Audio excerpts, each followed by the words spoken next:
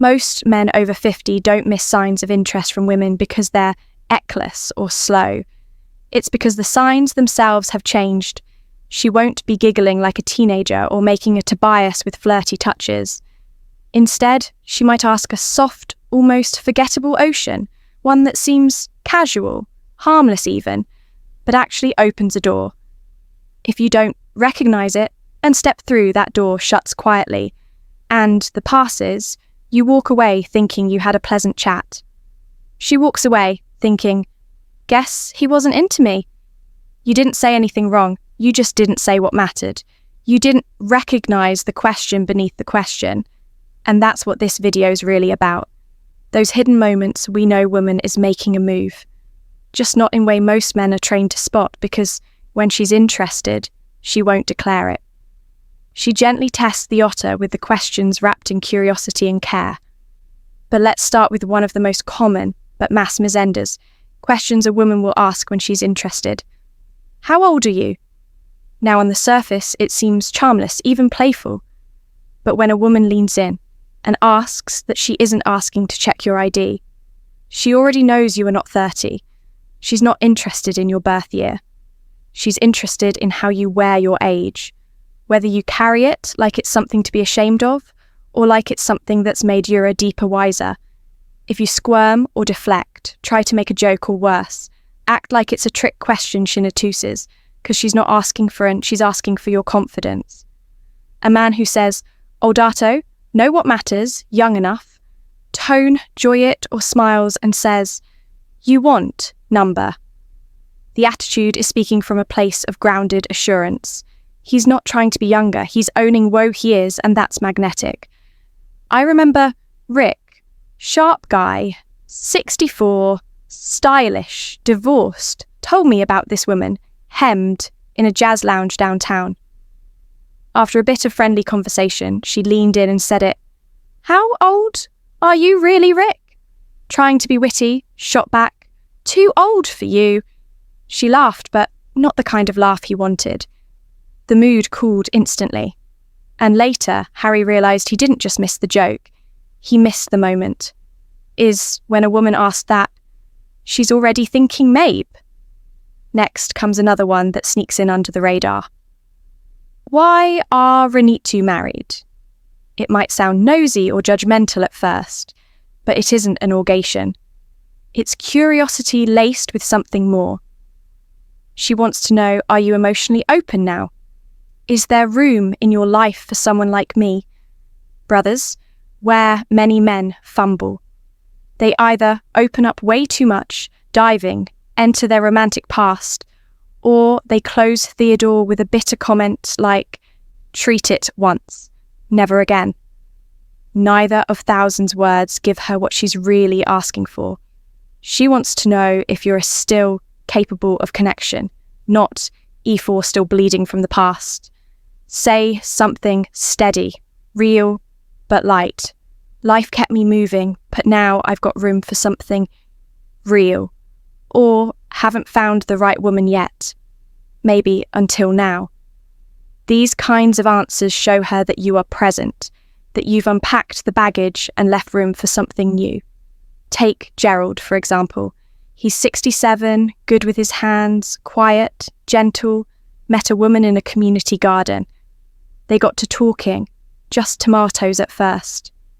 Then, one day she asked him softly, "So, how come you're not married?" Gerald panicked and mumbled something about, "Hoeings just didn't work out." The next week, she stopped showing up. And later, he told me, "I didn't realise she was asking because she was thinking of Buddhas." That's how these questions land. Dot light on the surface, deep underneath. Another one that catches men off guard. Do you date younger women? Some men puff up their chest and treat it like a compliment. Others get defensive, brushing it off with self-deprecation. But she's not looking for bravado, or she's asking if you could see her not as a friend, but as a potential partner. She wants to know if your connection with her matters more than her age. It's not about numbers, it's about presence. Avoid the cliches. Don't list your type or make it sound like she's just the next in a series. Say something like, I don't really date bioj. I connect based on energy. Or, what matters to me is how a woman makes me feel, not the date on her birth certificate. That shows maturity. That shows depth. And more importantly, it makes her feel like she matters in this.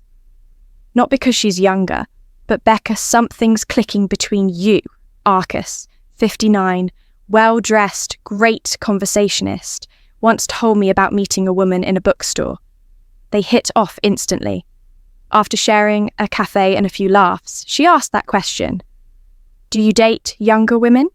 He smiled and said, I like women good energy regardless of age. Her smile in return wasn't polite, it was hopeful. That night turned into dinner, turned into something more, because he didn't miss the moment when the door cracked open. Then there's his question. What kind of woman do you usually go for? It sounds like harmless curiosity. Small talk, but it's not. She's not trying to match you with salmon. She's trying to see if she belongs in your world. And most men blow it by giving a literal answer, talking about looks, interests, hobbies. It's like reading off a menu. But what she really wants to know is, am I enough for you? The better answer focuses on traits that any good woman might have: someone kind, curious, who can't laugh when things get tough. When she hears that she's not just comping hers, she's imagining herself fitting Jinto your life. I remember Elliot, 62, retired firefighter, a woman he met while volunteering, asked him that very question without thinking.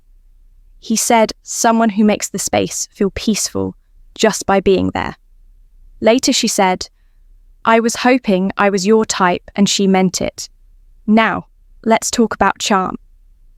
She smiles at you and says, Are you always this charming? It's playful, almost teasing, but don't mistake it for banter alone. This is Anna, the rare moments when attraction is sitting right there between you, plain and open. She's not just compliment, she's watching how you hold that compliment. Do you brush it off with a joke, or do you meet her warmth with steady confidence? The best reply is simple, soft, and real. Try only when I'm with someone who brings it out of me, or I save it for moments that matter. That's the kind of response that keeps door open gently but firmly. It'll say that you're present, that you see her, and that you're not scared of a little emotional intimacy. Alan, 68, told him about a dinner party where a woman leaned in and asked him that exact thing. He replied, That depends. Are you always this curious? She didn't stop looking at him. The rest of the night. Now, this one might catch you by surprise. Why don't you have it sounds casual, but this is one of the most revealing questions a woman can ask. She's not just making conversation. She's trying to figure out if you're still capable of relationship, of emotional connection. And if you're aware with bitterness or resignation, she hear it loud and clear. Instead, answer with openness, with possibility. Not say something like, I've taken my time, but I'm open to being surprised. Or, I've been working on myself and I think I'm finally ready for something real. William, 71, sharp and elegant, had a woman ask him this at a gallery event. He looked her straight in the eye and said, I've been learning to be a better now. I'm ready for a better kind, oh love. And that's all it took. Then, Comet's bravest question of them all. Would you ever date someone like me? This Essos close to a confession as most women get. She's not asking casually.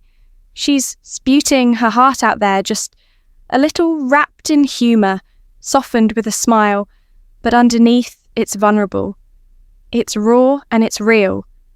The wrong answer, like stalling, joking, or dodging, hurts more than you realise. With the right reply, honest, clear, gentle, something like, I'd be lucky if I could. Charlie, 66, ex-military, no-nonsense kind of man, told me about a walk he took with a woman he'd been slowly getting close to. One evening under the fading sun, Shell looked at him and asked, "Would you ever date someone like me?" He looked at her and said, "I think I'd be a fool." Natto. She took his hand and kept walking. That's how you meet a moment with grace.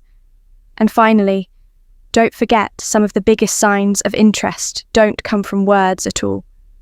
They come from her bitty, the way she leans in, the way her eyes linger, a soft touch on your arm, the way she laughs a second to long our jokes. These aren't accidents, they're signals, subtle but real. Daniel, 70 widow, would told me about a woman in his film club. She used to sit closer, touch his hand during jokes. He thought it was nothing until she stopped. And when that quiet warmth disappeared, Heavenly realised she had been waiting for him to notice. But the moment had passed. That's how non-verbal attraction works. It's silent, but it's powerful. And if you're not paying attention, it vanishes before you know what you. So, here's the truth. After 50, attraction doesn't shout. It whispers. It asks soft questions. It leans in with a smile. And when it does, your job isn't to perform. It's to notice, to show up, to meet her with honesty and warmth, not cleverness. And when you do, everything changes. Because you're not just another man. You're the man who makes her feel seen. And if this message spoke to something inside you, don't just think about it. Subscribe, like, and tap that bell so we can keep bringing real conversations to men like you. Men who still have something powerful to give, and even more left.